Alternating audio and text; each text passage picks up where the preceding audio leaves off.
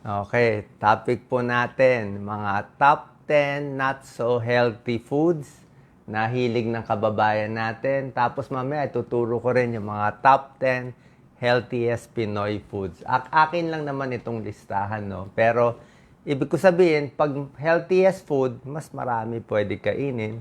Pag not so healthy foods, kumakain din naman po ako nito, pero mas babawasan lang natin. Okay? Umpisa natin, kanya-kanyang listahan mula number 10 hanggang sa number 1. Siyempre, number 10, usong-uso to sa atin, soft drinks, di ba? Soft drinks, masyado matamis, lalo na yung mga dark-colored colas, may phosphorus, hindi maganda sa buto. At alam natin, matamis, pwede magka-diabetes. Kahit yung mga iced tea, matamis masyado. Kung may diabetes, may edad, iwas tayo. Number 9, hilig natin, fast food, di ba? French fries. Healthy ang patatas sana, mataas ang potassium niya. Kaya lang, kita nyo, 4 na corner ang French fries, puro mantika yan. Di ba? Deep fried yan eh. Very oily, mataas sa cholesterol, mataas sa calories, mataas sa carbohydrates. Alanganin kung may diabetes. Number 8, mahilig tayo sa mga sarsang matatamis. Okay? Anong mga sarsa? Yung mga gravy natin. Sobrang gravy. Itong mayonnaise natin. Grabe. Mga Thousand Island sauce. Diba? Talagang nakakataba po. Paano talagang high fat, high calorie yan. Minsan, may gulay ka nga, ang dami mo naman ilalagay. So, ingat din sa dami ng sarsa. Okay? Kahit ketchup is maalat eh. Healthy ang kamatis pero maalat siya. Kaya yung mga may kidney problem, hindi rin pwede maraming ketchup. Number 7, syempre, alak.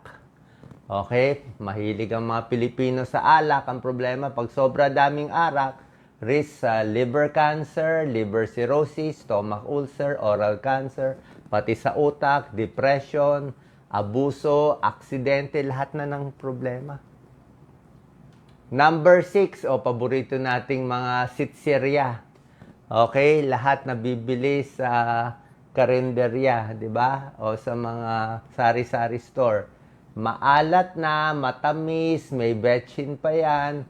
So, kain ka ng kain, hindi rin nakakabusog, di ba? Lalo na yung mga bata. Pag yung bata, sinanay mo sa ganito, maalat eh. Maka-high blood sila ng maaga. Number 5, hilaw. Okay? Hilaw na karne, kilawin na hilaw, manok na may dugo-dugo, o pork na dapat lutong-luto ito. Alam ko marami may gustong ganito, medium rare. Dapat lutong-luto siya. Bukod pa sa mataba siya. Kasi may mga parasites. Okay? Pag sa baboy, may pork tapeworm, Taenia solium. Sa beef, meron din beef tapeworm, Taenia saginata ang pangalan. Sa kilawin, meron din yan, mga fish tapeworm. So, ingat tayo. Pag senior na, above 50 years old, ingat sa hilaw. Baka matsambahan tayo. Number 4, yung mga pagkain sa kalye. Pwede naman kumain paminsan-minsan. Siguro kung kilala nyo yung nagtitinda. Pero yung mga, mga isaw, laman loob, lahat ng gusto natin. Alam naman natin, empty calories. Di ba? Laman loob, okay? Bituka, sisig, intestine, stomach, okay? Mataas sa cholesterol. Tsaka syempre, dito nakaimbak yung dumi ng mga hayop. Kinakain natin, hindi natin masabi, mamaya makataas ng bowel cancer. Diba? So, pwede kumain paminsan-minsan. Number 2, favorite ninyo. Favorite ko to dati, chicharong bulaklak. Alam nyo ba anong chicharong bulaklak? Sa bituka yan eh. Small intestine yan, omentum. Plus yung mga may lymph nodes pa yan eh. Kahit lagyan mo na suka, ano pa rin talaga siya. Mataba, high fat, high cholesterol. Chicharon, syempre, di ba? Sa taba talaga yan. Kahit may chicharon na may laman, may chicharon na walang laman. Paminsan-minsan siguro, pero wag naman madalas. And ang number 1 na medyo not healthy Pinoy food, lahat ng klaseng taba. Lechon, crispy pata, patatim, lahat to. Matataba lahat. So, pwede po, paminsan-minsan lang, siguro kung may fiesta lang. Punta naman tayo sa healthiest Pinoy foods, di ba? Dito naman tayo sa, ito pwede mo araw-arawin yan. Oh, number 1, ginataang monggo. Okay? Monggo, paano yan? Monggo beans, coconut milk, may konting vegetables, good source of protein, fiber, vegan din to, gluten-free. Okay? Saan ba to uso? Depende sa luto. Laing. Okay din ang laing. Oh. Gawa sa gabi. Coconut milk. Minsan may sili yan. Di ba?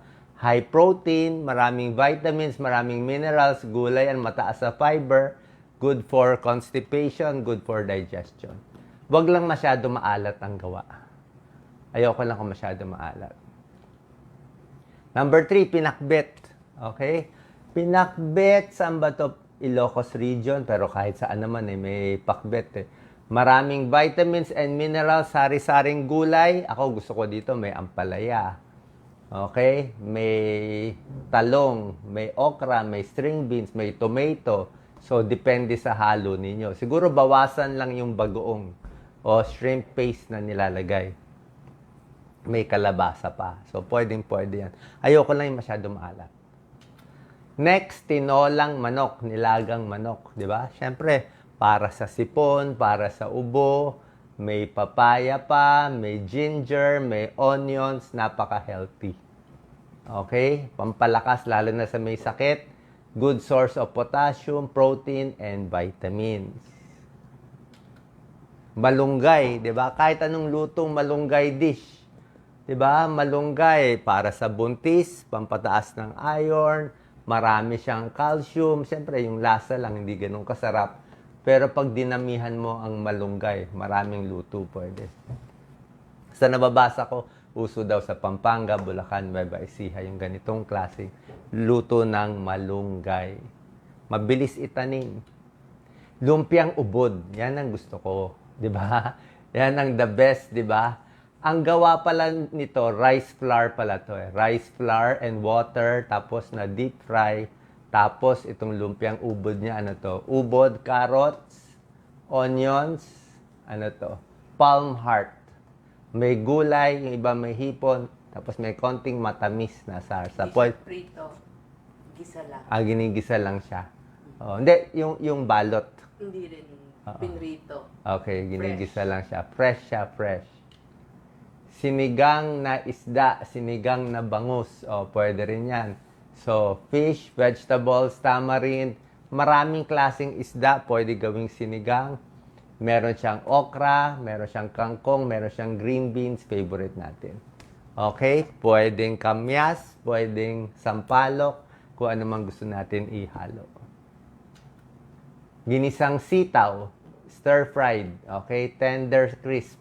May garlic, may onion, good source of vitamin A, vitamin C, at fiber. Low fat pa siya. Huwag lang lagyan ng maraming taba. Okay. Gising-gising. Ito, manghang lang itong gising-gising eh. Okay. So, may gulay, may chili pepper, at maganda siya. High in protein din siya. Actually, pampagising daw to eh. Kaya nga tinawag na gising-gising. And favorite natin, lastly, ensaladang talong. Diba? Favorite natin ang talong. Tapos ang dami nilalagay. Salad made with eggplant, tomatoes, onions, and suka. Okay, pwede malagyan ng chili pepper. Good source of vitamin A, vitamin C, maraming fiber, at low-fat dish. Okay? So, yan po. Alam nyo naman yung healthy, alam nyo naman yung itsura ng hindi healthy. So, para lang po may idea kayo na mas maraming kakainin natin nito at mas babawasan yung not so healthy food. Salamat po.